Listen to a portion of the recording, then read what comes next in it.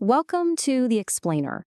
Today we're going to tackle one of those parts of German grammar that, well, it can be really confusing, but we're going to make it super simple.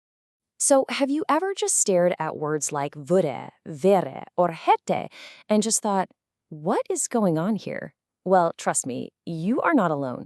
Today we are going to demystify the German what if mood, the Konjunktiv II, and I promise we're going to make it so much easier.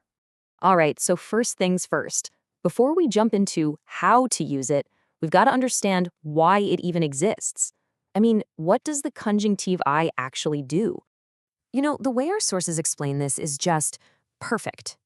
Think of the conjunctiva I as your own personal ticket to leave the reale Welt, that's the real world, the world of facts, and step right into the irreale Welt. This is the unreal world, the world of imagination, hypotheticals, and everything that could be. And really, this slide gets to the heart of it. It's a total shift in your mindset, right? You're literally moving from the world of concrete facts, like ich habe kein Auto, I don't have a car, into this whole new world of what if. Wenn ich ein Auto hätte, if only I had a car. It's that simple difference between what is and what we kind of wish was. Okay, so how do we actually use this thing? Well, here is the most important rule of all. This is the one that's going to get you through pretty much any situation. Seriously, think of this as your golden key to that whole what-if world we were just talking about.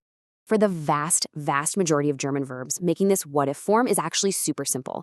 It all comes down to this one formula. You just take the right form of würde and you stick the main verb in its basic form at the end. That's it. It's your absolute safe bet. And the process itself, it's just a simple, repeatable little trick. You start with a totally normal sentence, you pop in the right form of würde, and then you just, whoop, move the main verb right to the end. That's all there is to it. You've just turned a boring old fact into an interesting what if. Okay, so we've established that the würde rule is your go-to, your bread and butter. But, like any good club, there's always a VIP section. And that's exactly what we have here. There's a small, kind of exclusive group of verbs that don't use würde. Nope, they get their own special forms. Now, here's the crucial part, so listen up. You do not have to memorize a bunch of random, disconnected words. Thank goodness, right? For most of these special VIP verbs, there's a really clear and simple pattern. All you do is take the simple past tense, you add an umlaut if the vowel allows for it, and boom, you've got your Konjunktiv II form. And here they are, the most important VIPs on the list. Sein, haben, and all those modal verbs. You can totally see that pattern we just talked about, right? The simple past, waren, just becomes wären. But, and this is a big but, you gotta watch out for sollen and wollen. See how they don't get an umlaut? That means you really have to pay attention to the context of the sentence to know if you're in the real world or the what-if world. So, you might be asking, why even bother learning these exceptions? Well, it's because, just like the source material says, it simply sounds so much more natural. Sure, you could say, ich würde haben, and people would understand you. But you'll sound way more like a native speaker if you say ich hätte. It's one of those little details that's a total game changer for your German. All right, so we've nailed the present tense, but what about the past? What if you want to talk about regrets or imagine a past that went differently? How do you say something like, man, I would have done that so differently?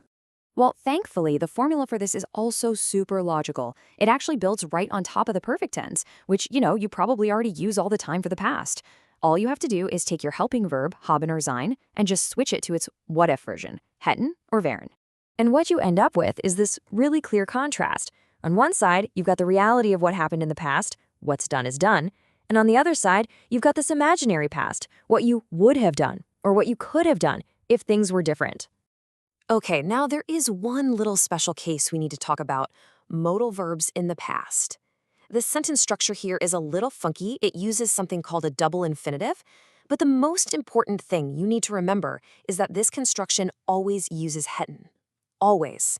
It might look a little weird at first, I get it, but the pattern itself is actually 100% consistent. So let's wrap this all up. What you have now is a complete toolkit. You're pretty much equipped to handle any situation that calls for the German what-if mood.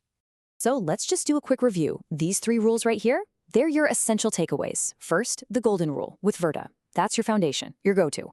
Second, those VIPs, master them, and you'll sound way more polished. And third, the past formula. That's how you express all those regrets or imagine different outcomes. See? This takes the whole topic from something that's really confusing to something that is completely, totally manageable. All right, so now it's your turn. It's time to start thinking in the what-if mood.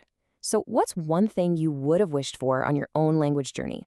Or what hadn't you done differently if you'd known all this from the start? Something to think about. Thanks so much for joining us.